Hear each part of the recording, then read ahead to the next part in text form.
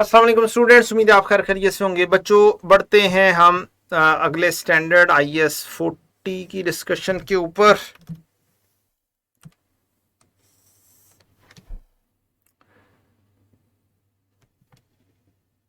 ये स्टैंडर्ड, इसका ऑब्जेक्टिव है प्रेस्क्राइब करें accounting treatment for investment property and related disclosures. Investment property और उसके डिस्क्लोजर की रिक्वायरमेंट है।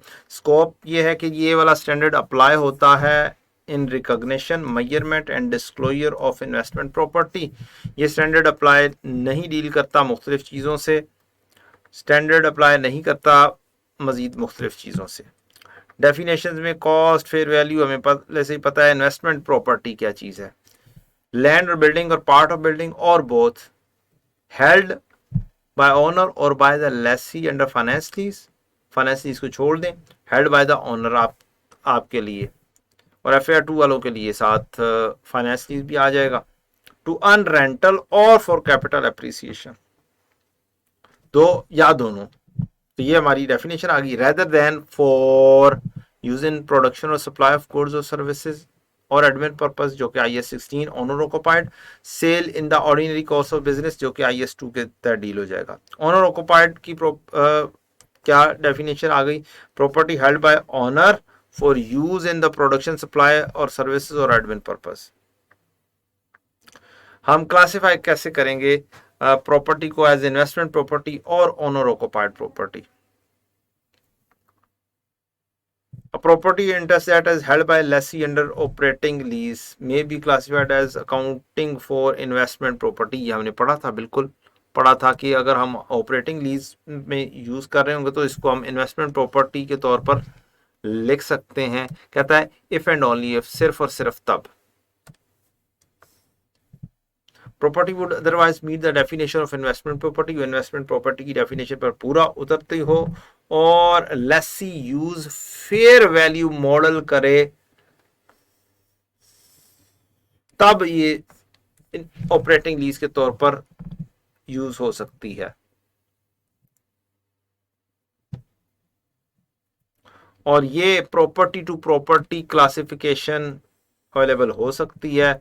However, once this classification alternative is selected for one such property interest held by under operating lease, all properties classified as investment property shall be accounted for using the fair value model। अगर आपने ऐसा choose कर लिया कि ये वाली property operating lease वाली property हम ले लेंगे फेयर वैल्यू पर तमाम की तमाम फेयर वैल्यू पर ही कन्वर्ट करनी पड़ेंगी। ठीक है जी। Following examples of investment property. Examples of investment property हमने कहां पर पढ़ी थी जी? इन्वेस्टमेंट प्रॉपर्टी की एग्जांपल्स हमने पढ़ी थी बच्चों,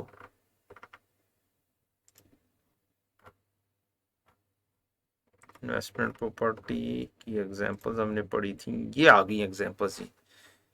इन्वेस्टमेंट प्रॉपर्टी की डेफिनेशन, ओनर ऑक्युपाइड की डेफिनेशन, एग्जांपल्स, और इन्हीं एग्जांपल्स के ऊपर MCQs भी बन जाते हैं जस्ट। तो एग्जांपल्स क्या? Land held for long term capital appreciation, land held for ultimate undetermined future use, building owned by the entity and leased out under one or more operating lease, building that is vacant but is held by leased out under one or more operating leased। vacant भी है, held to be leased हमने rent पर देने के लिए रखी हुई है। Property that is being constructed और developed for future use in investment property, जो हो चुकी हुई है। Following are examples of items that are not investment property। Investment property कौन कौन सी नहीं है? Property intended for sale, IAS 2 के तहत डील होगी। ऑनर ऑक्युपाइड प्रॉपर्टी, जिसमें future use as owner occupied होगा, फ्यूचर डेवलपमेंट के लिए यूज हो सकती है।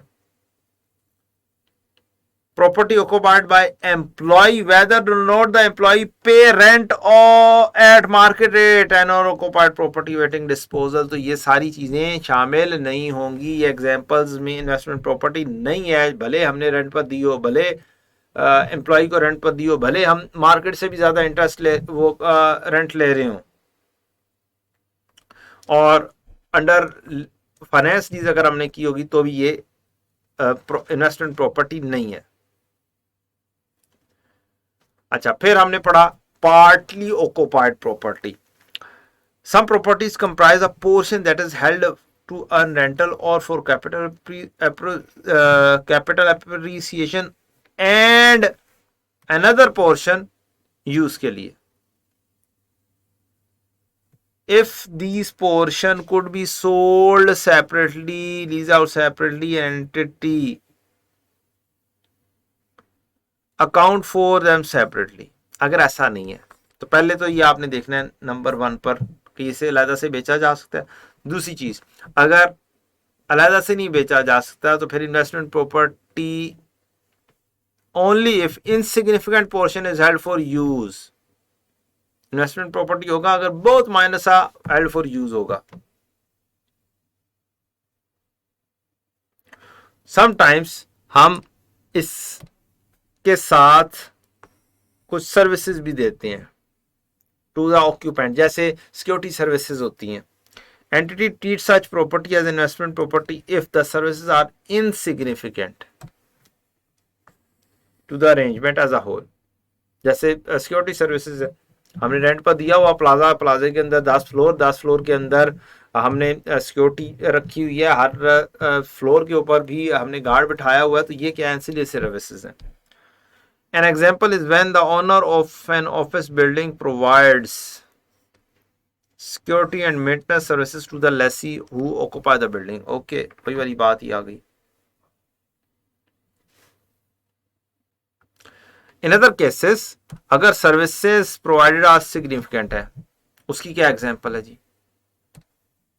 For example, if entity owns and manage a hotel, एक होटल आपने रखा हुआ है, service provided to guest are significant to the arrangement as a whole,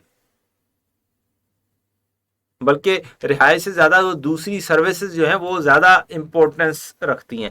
therefore an owner managed hotel is owner occupied property rather than investment property. तो आपसे इसके ऊपर कोई एमसीक्यू भी पूछ सकता है कि भाई होटल जो है, जो जिसके ऊपर हम रेंट पर देते हैं, तो इसको डिस्कस करो. अगर डिस्कस करना है तो चुप करके ये वाला पैरा खोलें और दूसरे नजर आना चाहिए होटल.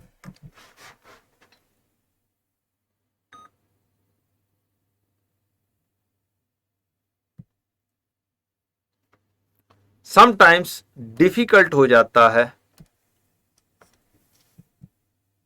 कि ये साथी सर्विसेज हैं, ये सिग्निफिकेंट हैं कि ये does not qualify for investment property. For example, owner of hotel, अब फिर से होटल की बात ही आ रही है कि होटल की हमने पहले बात कर दी कि ये इन्वेस्टमेंट प्रॉपर्टी नहीं है. अब अगर मुश्किल हो रही हो, हमें ये ना समझ लग रही हो कि ये जो सर्विसेज हैं ये सिग्निफिकेंट हैं भी या नहीं है, तो फिर क्या है. Sometimes transfer some responsibilities to third parties under management contract. The term of such contract vary widely. At one end of the spectrum, the owner in position may in substance be that of passive investor. बस एक investor लगता है. On other hand, owner may simply have outsourced some day-to-day function, जैसे होटलिंग की, बैरा वगैरह की services वो किसी और कैटरिंग सर्विसेज को दे दी जाए, while retaining significant exposure to variation in the cash flows generation by the operating. तो फिर इस केस में क्या है, judgement is needed to determine whether property qualifies as investment property. तो फिर इसके ऊपर क्या होगा, क्राइटेरिया कोई बनाया जाएगा, डेफिनेशन को मद्देनजर रख के. बस कहानी खत्म, काफी है. रिकॉग्निशन कैसे करनी है, जब प्रोबेबल फ्यूचर इकोनॉमिक बेनिफिट हो और वो flow to the entity, cost can be reliably measured. Yes,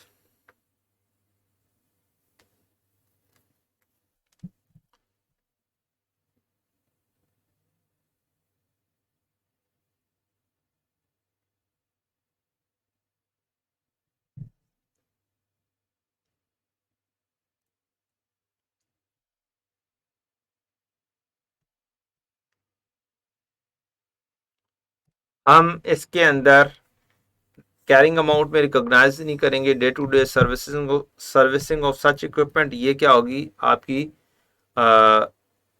repair and maintenance कहलाएगी। या ये 16 में भी यही बातें थी। पार्ट ऑफ इन्वेस्टमेंट प्रॉपर्टी में have been acquired through replacement, तो ये रिप्लेसमेंट पार्ट्स होगा, हर कुछ अरसे बाद जो रिप्लेस करने होते हैं तो वो भी कैपिटलाइज हो जाएंगे, प्रोवाइडेड पुराने को डी रिकॉग्नाइज कर दें, just like IAS 16। Measurement at recognition, हम इनिशियली इसको कॉस्ट पर लिखेंगे, transaction cost shall be included in the initial measurement.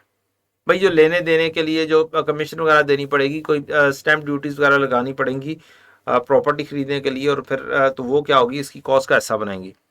Cost of purchase investment property comprise purchase price, directly attributable खर्चे,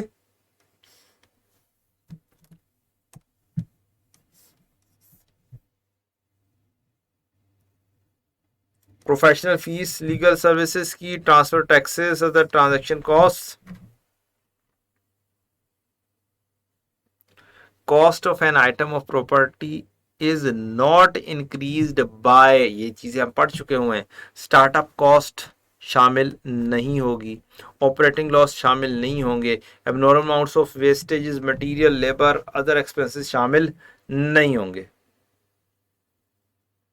और वंस अगेन यहां पर भी हमें कैश प्राइस इक्विवेलेंट हमें वैल्यू कैपिटलाइज करनी है। अकाउंटिंग पॉलिसी क्या है, हम या तो कॉस्ट मॉडल पे रख सकते हैं या फेयर वैल्यू पे रख सकते हैं।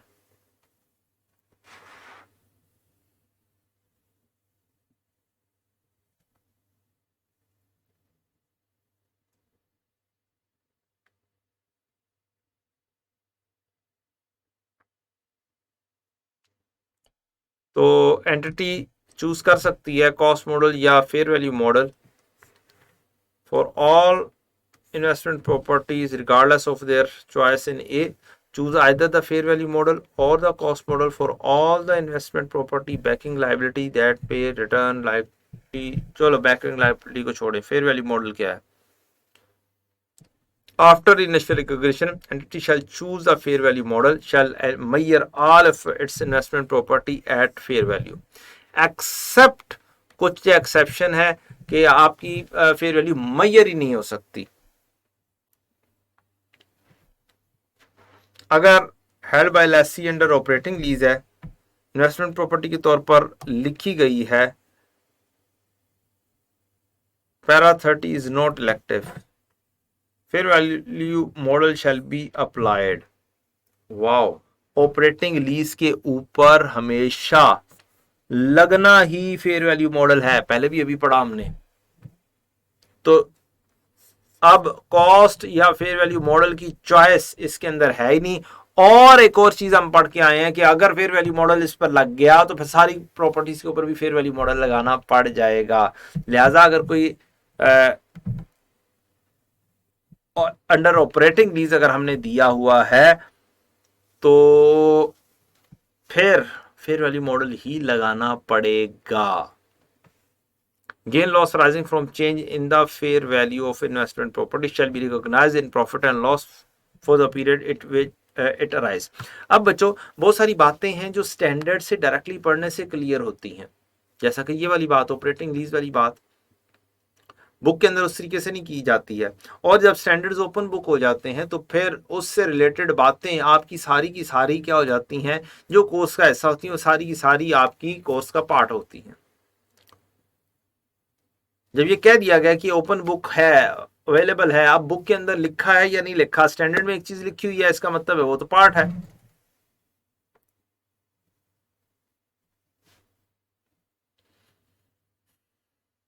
अच्छा जी, inability to measure fair value reliably, there is a rebuttable presumption that entity can reliably measure the fair value। अब ये चीज बहुत मुश्किल है कि जो बिल्डिंग है या जो लैंड है इसकी फेयर वैल्यू मेजर ना हो सकती हो। It's very difficult rebuttable assumption। However, exceptional cases बहुत सारे होते हैं। There is a clear evidence when the entity first acquire an investment property that the fair value of investment property is not reliably measurable on a continuing basis. हमें पता चल रहा है कि कंटिन्यू बेसिस पर नहीं हो सकती। ये सिर्फ और सिर्फ कब अराइज होगा? When the market for comparable properties is inactive, जब उसकी मार्केट ही इनएक्टिव हुई हो, बहुत फ्यू सी ट्रांजेक्शन हो, प्राइस कोटेशन अवेलेबल ना हो, करंट की या ऑब्जर्वेबल इंडिकेटर्स ना हो, and alternative measure of fair value are not available, alternative भी available ना हो।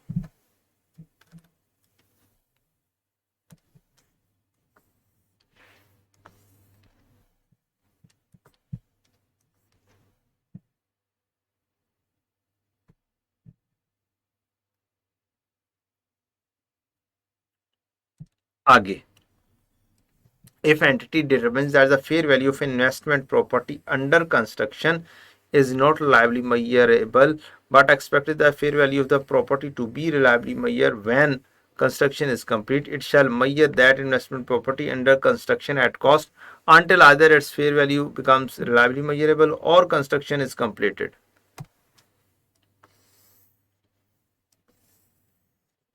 Whichever is earlier.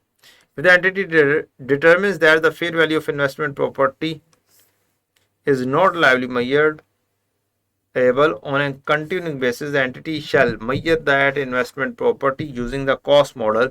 तो तब हम cost model के ऊपर चले जाएंगे।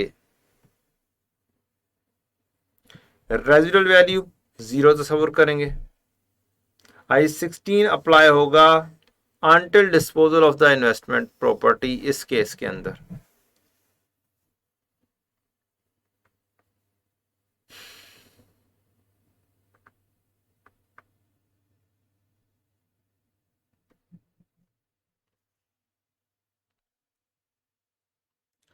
अगर पहले से ही हम इन्वेस्टमेंट प्रॉपर्टी को फेयर वैल्यू पर रख रहे हैं तो हम इसको इसकी डिस्पोजल तक फेयर वैल्यू पर ही रखेंगे। कॉस्ट मॉडल वही सेम है जो कि IAS 16 का है। ट्रांसफर्स जो हमने पढ़ी हुई है, the most important part, entity shall transfer property to and from investment property when and only when there is a change in use। ठीक है, बिल्कुल चेंज इन यूज के ऊपर ही ट्रांसफर होती है। Change in use occurs when the property meets or ceases to meet the definition of investment property and there is evidence of the change in use. An isolation In isolation, a change in management's intention for the use of property does not provide evidence of a change in use.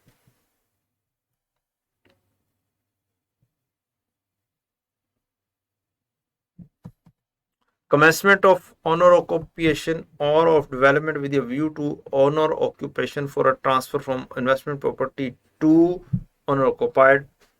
Commencement of development with a view to sale for transfer of investment property to inventories.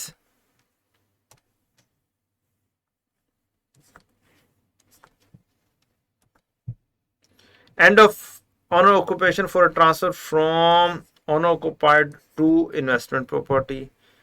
Inception of operating lease to another party for a transfer from inventory to investment property. ठीक है जी, ये cases हैं। अब cases के अंदर करना क्या है, रूल क्या थे? For a transfer from investment property carried at fair value to owner occupied, investment property से ओनर ऑक्युपाइड पर जाना है और टू इन्वेंट्री जाना है। दो ही केसेस हो सकते हैं। ठीक, तो तब क्या करना है हमें? Deemed cost for subsequent accounting shall be fair value at the date of change in use. बिल्कुल ठीक है, हमने ट्रांसफर पहले, इसका मतलब है IAS 40 के अंदर ही पहले उसे फेयर वैल्यू पर लेकर आना, फिर ट्रांसफर करना है। Deemed cost B fair value.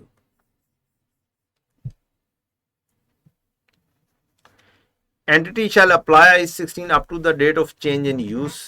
अगर if owner occupied property becomes an investment property अब दूसरी चीज, ऑनर ऑक्युपाइड से आप जा रहे हैं investment property, that will be carried at fair value, entity shall applies IAS 16 up to the date of change in use, बिल्कुल ठीक है. The entity shall treat any difference at that date between carrying amount of the property and the fair value in same way as revaluation in accordance with IAS 16. कि पहले क्या करोगे, revalue करोगे, फिर transfer करोगे.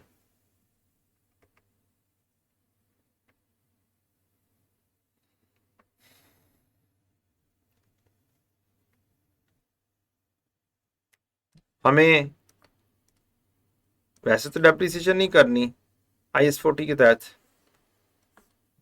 अगर हम फेयर वैल्यू पर हैं तो.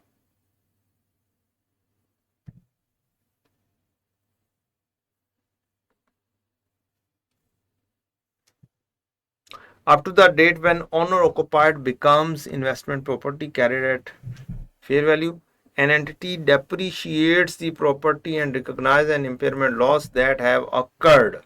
The entity treats any difference at that date between the carrying amount and its fair value in the same way as revaluation. ठीक है जी, हम रिवैल्यूएशन के तौर पर ही लिख लेते हैं, कोई मसला नहीं है. बिल्कुल जैसे ही पहले पुराना लॉस खत्म करें फिर सरप्लस लिखें, वही वाली बात नहीं है.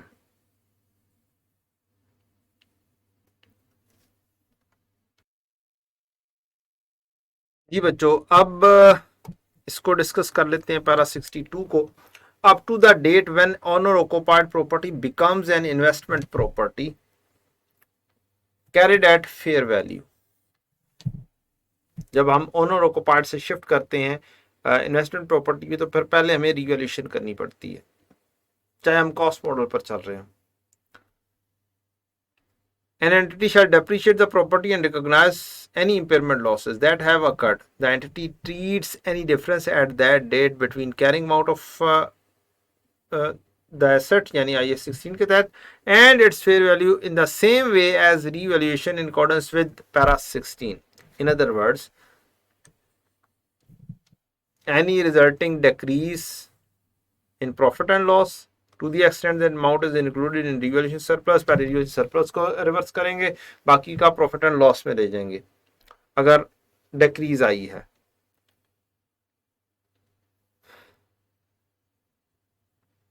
और डिक्रीज से अदर कंप्रीहेंसिव इनकम को लेस करेंगे, रिवैल्यूएशन सरप्लस अल्टीमेटली क्या होगा, लेस हो जाएगा. एनी रिजल्टेंट इंक्रीज भी उसी तरीके से डील करेंगे. Increase reverses previous impairment losses for the property that increases its in recognise in profit and loss. पहले प्रॉफिट एंड लॉस में जो चीज लिखी हुई है उसको रिवर्स करेंगे. The amount recognise in profit and loss does not exceed the amount needed to restore the carrying amount to the carrying amount. The amount recognized in profit and loss does not exceed the amount needed to restore the carrying amount to the carrying amount that would have been determined had no impairment loss been recognized. ये वही reversal of impairment loss से related बात की जा रही है कि अगर पुराना कोई लॉस चल रहा था उसको जब आपने इंक्रीज किया है तो अब आपको उसकी अगर वो कॉस्ट मॉडल है तो आपने उसको उसकी जो ओरिजिनल कैरिंग अमाउंट है उससे ज्यादा नहीं बढ़ा देना रिवर्स करते हुए. ठीक है. Any remaining part of increase in profit, जितना यानी कि प्रॉफिट एंड लॉस वाले कॉलम में पड़ा हुआ है उतना रिवर्स करेंगे ना बेटा, तो टेंशन नहीं लेनी है. Any remaining part of increase is recognised in other comprehensive, जो बाकी बच जाएगा उसकी बात हो रही है. पहले प्रॉफिट एंड लॉस में करो, बाद में रिवैल्यूएशन सरप्लस में. On subsequent disposal of the investment property, the revaluation surplus included in equity may be transferred to retained earning. On disposal लिखा हुआ है मीन्स वहां पर पड़ा रह सकता है, रखा रह सकता है. The transfer from revaluation surplus to retained earning is not made through profit and loss. ये प्रॉफिट एंड लॉस के जरिए नहीं जाएगा. अब आखिरी केस इन्वेंट्री से इन्वेस्टमेंट प्रॉपर्टी पर, that will be carried at fair value. Any difference between fair value of property at that date and its previous carrying amount shall be recognized in profit and loss. तो आप उसे fair value पर लेके जाएंगे और जो fair value में difference आएगा आप ट्रांसफर कर देंगे, फिर फेयर वैल्यू पर लेके जाएंगे और जो डिफरेंस आएगा उसे प्रॉफिट एंड लॉस में लिख देंगे। तो केस 5 क्या है, जब हम when entity completes construction or development of self-constructed investment property that will be carried at fair value. The difference between the fair value of property at that date and its previous carrying amount shall be recognized in profit and loss. तो वो profit and loss में लिख देंगे आप। Disclosure में आप D recognition लिख देंगे, permanent withdrawn from use of no and no future economic benefit are expected from disposal, हमने ट्रांसफर कर दिया। Gain losses from retirement disposal investment property shall be determined by the difference between the net disposal proceeds and the carrying amount. Okay, fair value model and cost model. तो ये तो जब आपने चीज बेच देनी है तो पिछली जो कैरिंग अमाउंट है वो आपकी बुक वैल्यू है, आपने जो वैल्यू हासिल की है नेट आपने लेनी है, net of net disposal proceeds, cash जो आ रहा है और जो कोई खर्चा हो रहा है वो। अच्छा जी, fair value model and cost model disclosure के ऊपर बात करते हैं। हमें क्या करना है, फेयर वैल्यू मॉडल और कॉस्ट मॉडल ये बहुत इंपॉर्टेंट है। हमने कहां पर डिस्कस किए हुए हैं ये चीजें,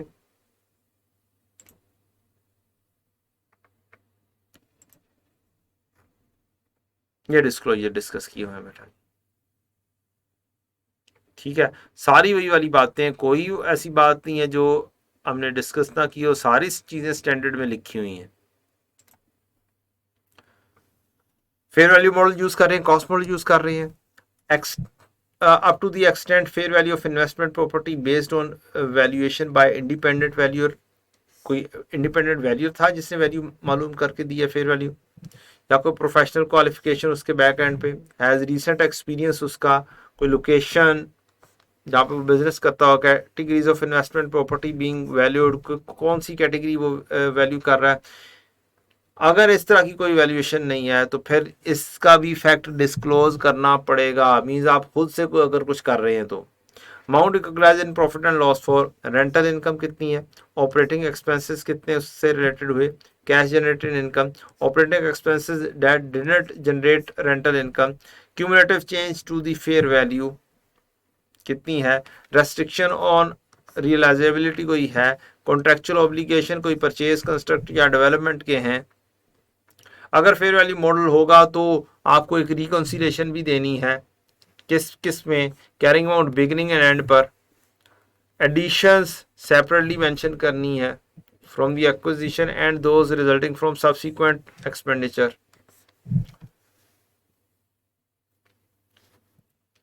नेट गेन या लॉसेस फेयर वैल्यू एडजस्टमेंट्स जो है वो आपने करनी है। Transfer to and from inventories and owner occupied अगर कोई है तो वो आपने बताना है, कोई और चेंजेस हैं तो वो बतानी है। एक्सेप्शनल केसेस में हमारी entity measures investment property using cost model, तो रिकॉन्सिलेशन में आपकी सेपरेटली वो सारी बातें आएंगी जो IAS 16 में आती थी। डिस्क्रिप्शन इन्वेस्टमेंट प्रॉपर्टी देंगे, explanation why fair value can not be measured बताएंगे, कोई रेंज अगर है तो वो बताएंगे। Disposal of investment property not carried at fair value हो तो फैक्ट बताओगे कि एंटिटी ने डिस्पोज ऑफ कर दी है, had not carried at fair value, carrying amount at the time of sale कितनी थी, अमाउंट ऑफ गेन लॉस कितना रिकॉग्नाइज किया। अगर कॉस्ट मॉडल के ऊपर है तो depreciation method, useful life, gross carrying amount और सारी की सारी वो रिकंसिलेशन, एडिशन, डेप्रिसिएशन वगैरह, impairment loss, transfer from to and from inventory and owner occupied अगर कोई चीज़ है तो वो ट्रांसफर भी आप लिखेंगे। एक्सेप्शनल केसेस के अंदर एंटिटी मैयर ना कर पा रही हो फेयर वैल्यू तो फिर डिस्क्रिप्शन ऑफ इन्वेस्टमेंट प्रॉपर्टी उसका बताना है, क्यों नहीं जी कर पा रही फेयर वैल्यू मैयर, और पॉसिबल रेंज ये बतानी है आपको। कॉस्ट मॉडल के अंदर भी, कॉस्ट मॉडल में भी आपको फेयर वैल्यू भी बतानी है।